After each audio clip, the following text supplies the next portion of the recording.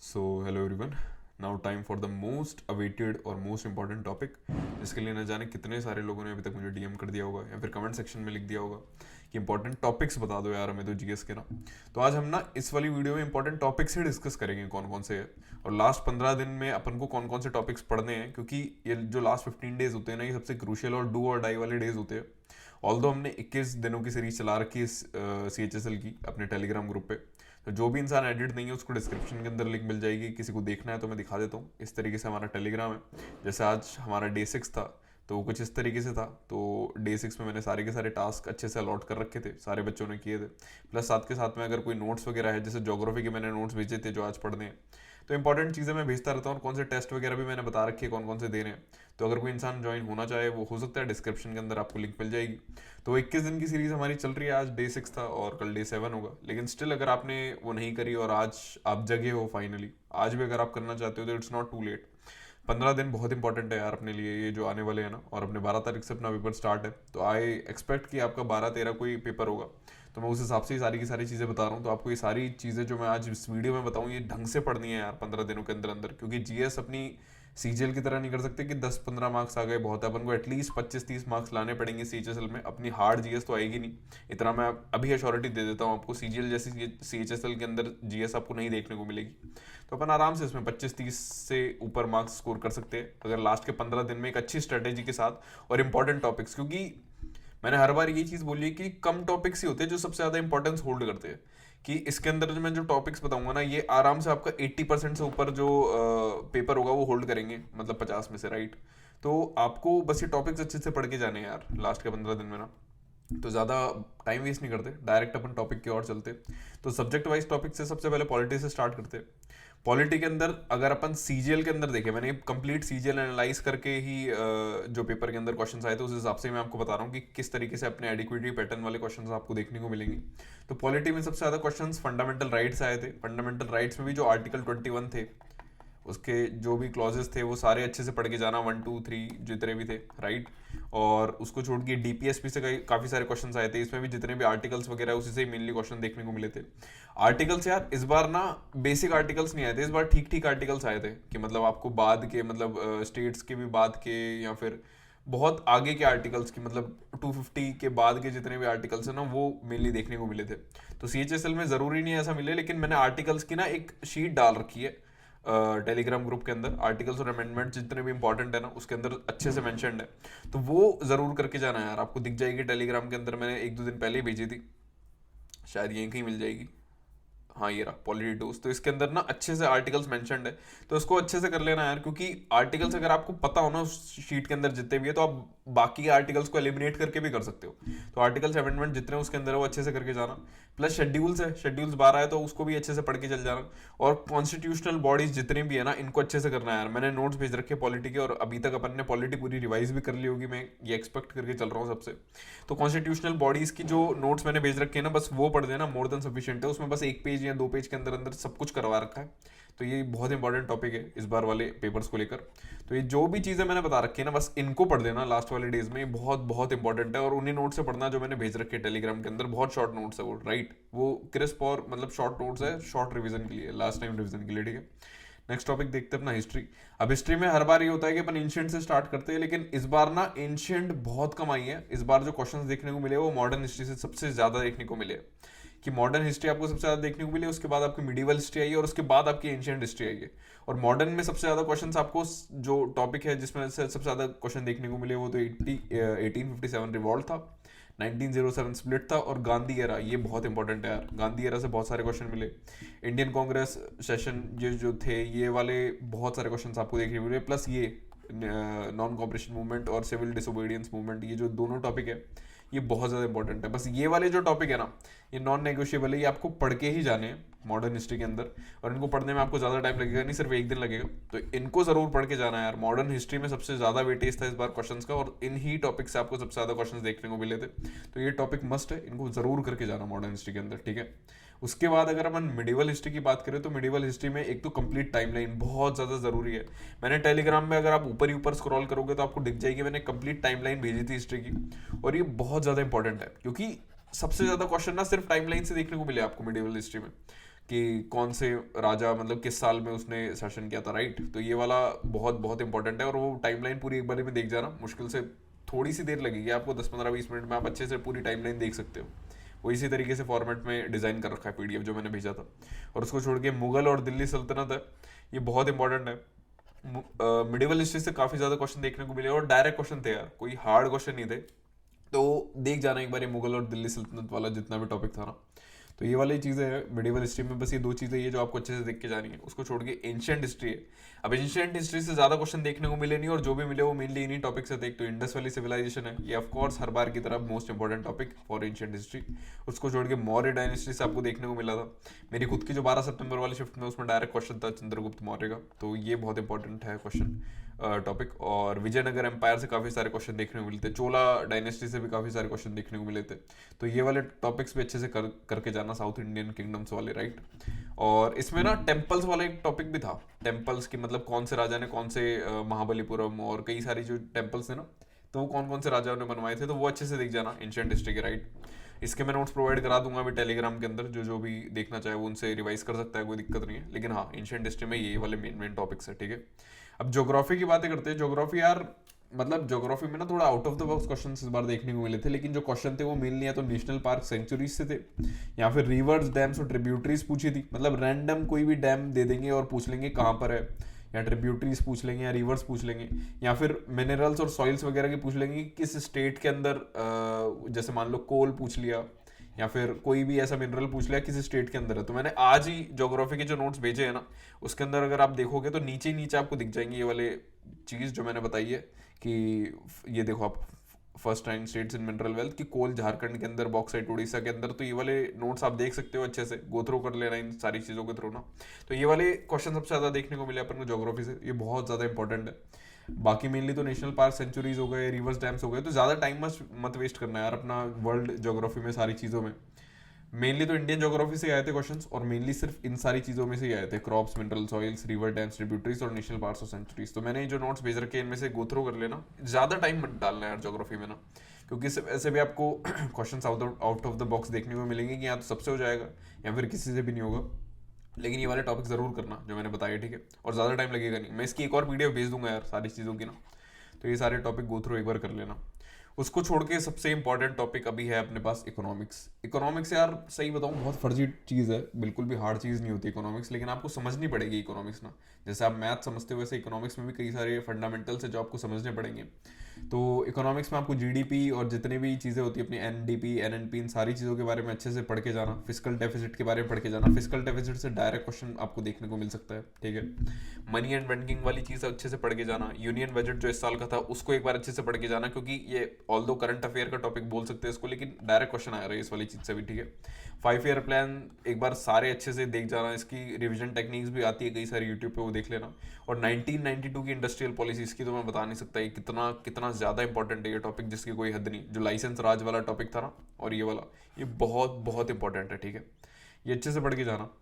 और एक और चीज़ मुझे बोलनी थी, अगर मैं चाहूँ तो मतलब CHSL से पहले पहले एक ना इकोनॉमिक्स का मतलब ऐसे वन शॉट रिवीजन करवा सकता हूँ, मतलब 1-2 घंटे के अंदर अंदर कंप्लीट इकोनॉमिक्स करवा सकता हूँ, एक मतलब अच्छे एग्जांपल्स और सारी चीज़ों के साथ।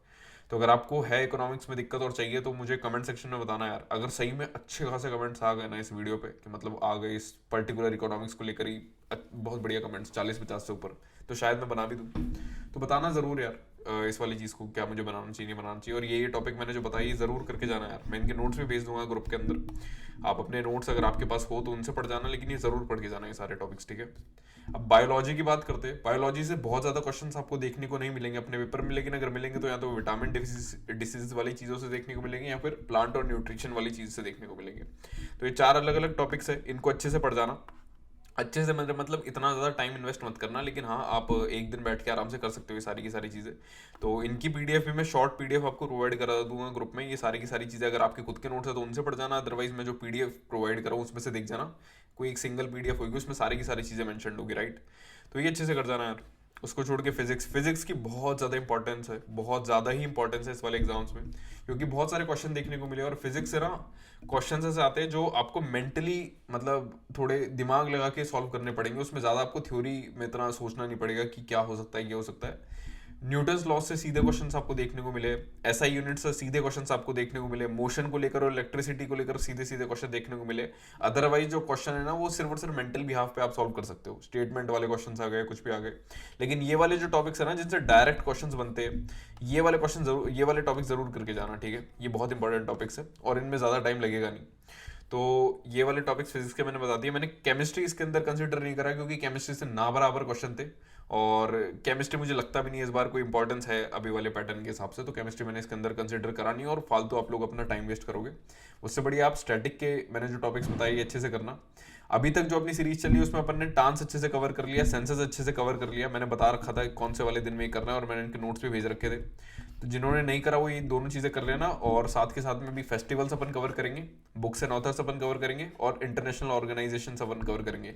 ये ही टॉपिक्स है जो अपन को करके जाने स्टैटिक के अंदर। इसके बाहर अपन को कुछ भी नहीं करना स्टैटिक में। ट्रस्ट मी, आपको जो क्वेश्चन देखने को मिलेंगे वो इसी से ही देखने को मिलेंगे। एक वीडियो है कार्नेटिक म्यूजिक वाली जो मैंने आज ही वाले टास्क में अलॉट करी थी। परमार सर की वीडियो है वो कार्नेटिक म्यूजिक की, 20-25 मिनट की है मुश्किल से, तो वो भी बहुत ज़्यादा इंपॉर्टेंट है। यही चीज़ें हैं जो स्टैटिक में अपन को पढ़ के जानी है। इससे बाहर आप अगर कुछ भी पढ़ रहे हो तो टाइम वेस्ट है, ट्रस्ट मी। इससे बाहर आपको कुछ भी नहीं पढ़ना और इसके भी शॉर्ट नोट्स मैं प्रोवाइड कर रखे हैं टेलीग्राम में और आगे भी जो टॉपिक्स है उनके भी मैं कर दूंगा। तो यही चीज़ें आपको स्टैटिक में पढ़नी है, ठीक है। नेक्स्ट टॉपिक देखते हैं करंट अफेयर्स। करंट अफेयर्स सबसे ज़्यादा मोस्ट आस्क्ड टॉपिक है कि यार कौन सा पढ़े, कहाँ से पढ़े, क्या पढ़े। तो अभी मैं बता देता हूँ यार, करंट अफेयर में ना आपको बहुत ज़्यादा टाइम नहीं डालना है। ट्रस्ट मी, मैं जानता हूँ बहुत सारे लोग इस चीज़ को क्रिटिसाइज करेंगे। करंट अफेयर से ना आपको सिर्फ और सिर्फ एक तो गवर्नमेंट स्कीम्स जितनी भी है इसकी मैंने पीडीएफ पहले भेज रखी है और मैं एक बार वापस भेज दूंगा अभी जब मैं इस चीज़ को लेकर मतलब टास्क दूंगा गवर्नमेंट स्कीम्स का।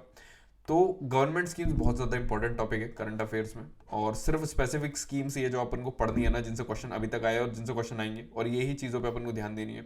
उसको छोड़ के इस साल के अंदर जो भी स्पोर्ट्स हुए, क्रिकेट के, फुटबॉल के, F1 के या किसी भी चीज़ के, वो अच्छे से पढ़ने हैं अपन को। इसी साल के पढ़ने हैं, इससे पहले के मत पढ़ना कुछ भी, टाइम वेस्ट है और तो कुछ नहीं है। क्योंकि 2023 से लेकर 2025 तक के करंट अफेयर्स पूछे गए और मेनली सिर्फ 2025 के ही आए थे करंट अफेयर्स और उसमें या तो स्पोर्ट्स के पूछे गए थे या फिर स्पेस मिशंस के पूछे गए थे।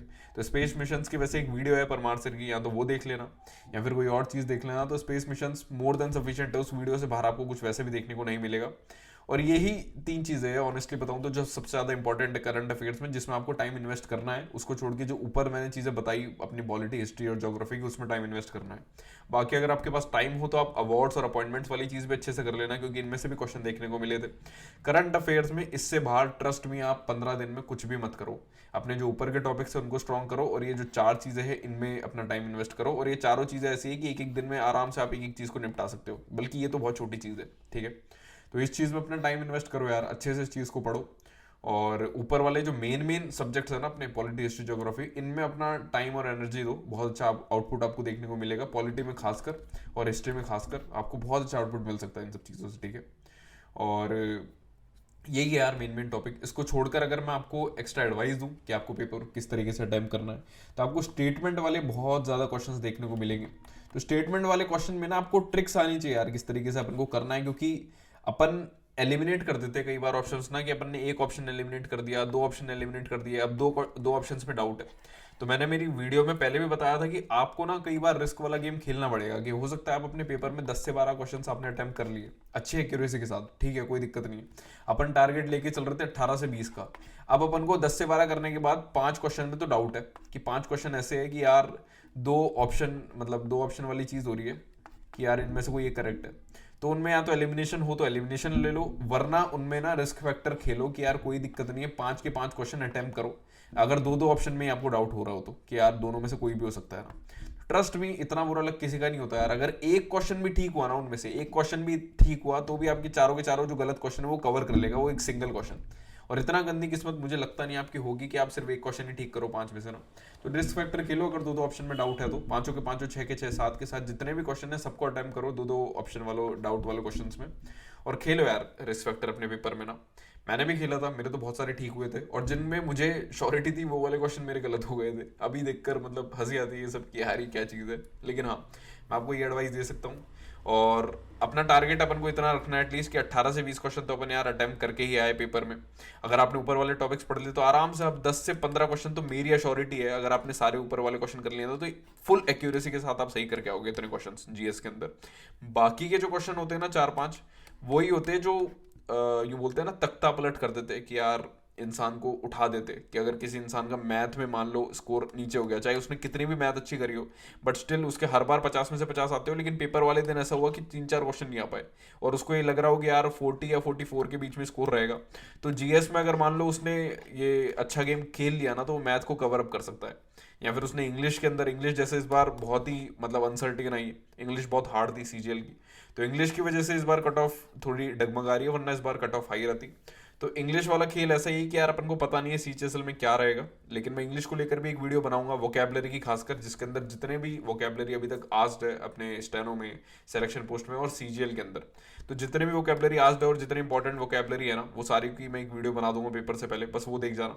और इंग्लिश थोड़ी प्रैक्टिस करके जाना यार, मैं रोज टास्क दे रहा हूँ इंग्लिश के भी, उसको फॉलो करो अच्छे से, मोर देन सफिशिएंट। इससे बाहर आपको कुछ देखने को नहीं मिलेगा ना, आपको कुछ एक्स्ट्रा करने हैं इंग्लिश के अंदर ना एफर्ट्स। तो अगर आपने इंग्लिश में भी मान लो 40 से नीचे का कुछ स्कोर कर रखा है ना, तो जीएस जीएस उस चीज़ को मैनेज कर सकती है।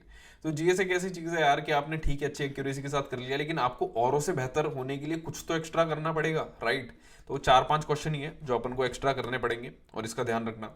आप इसमें चाहे निट्टो लगा लेना, निट्टो किसी को नहीं पता हो तो परमार सर की एक टेक्निक है, आप मतलब उनकी क्या है, उन्होंने नाम दे रखा है इस चीज़ को, बट हाँ आप जाकर देख लेना उनके चैनल पे, इसकी वीडियोस आपको मिल जाएगी। और थोड़ी एलिमिनेशन टेक्निक सीखो यार, कि जो एक्सट्रीम कीवर्ड्स होते हैं अपन को किस तरीके से उनको एलिमिनेट करना है, जो कई कई स्पेसिफिक वर्ड्स होते हैं उनमें आंसर ऑफ कोर्स मतलब होता ही होता है। तो ये वाली चीज़ें सीखो पेपर में जाने से पहले, और इसी बिहाफ पे एलिमिनेट करना सीखो, और थोड़े अटेम्प्ट करना सीखो क्वेश्चन को ना, कि अपन जो टारगेट लेके चल रहे हैं एटलीस्ट उतना तो अपन करके ही आए किसी भी हालत में ना। तो यही था यार इस वाली वीडियो के लिए, आई होप आपको ये वीडियो अच्छी लगी हो, और मैंने लगभग हर एक इंपॉर्टेंट टाइप आपको इस वीडियो के अंदर बता दिया, हर एक टॉपिक आपको इस वीडियो के अंदर बता दिया, मैंने बता दिया कहाँ से इन टॉपिक्स को पढ़ना है। टेलीग्राम के अंदर आपको सारे के सारे नोट्स मिल जाएंगे जो मैंने अभी तक भेज रखे हैं, और आगे भी मैं भेजता रहूँगा। किसी ने अगर अभी तक अपनी जो 21 डे सीरीज ज्वाइन नहीं करी तो अभी भी कर सकता है, पुराने वाले डेज कवर अप करने का ट्राई कर लेना यार, आने वाले दिनों में थोड़े एक्स्ट्रा एफर्ट्स आपको देने ही पड़ेंगे यार। और यही था इस वाली वीडियो के लिए, आई होप आपको ये वीडियो अच्छी लगी यार, अगर वीडियो अच्छी लगी तो लाइक कर देना, अभी तक चैनल को सब्सक्राइब नहीं कर रखा हो तो वो भी कर देना। मिलते हैं जल्दी नेक्स्ट वाली वीडियो में, तब तक के लिए बाय बाय।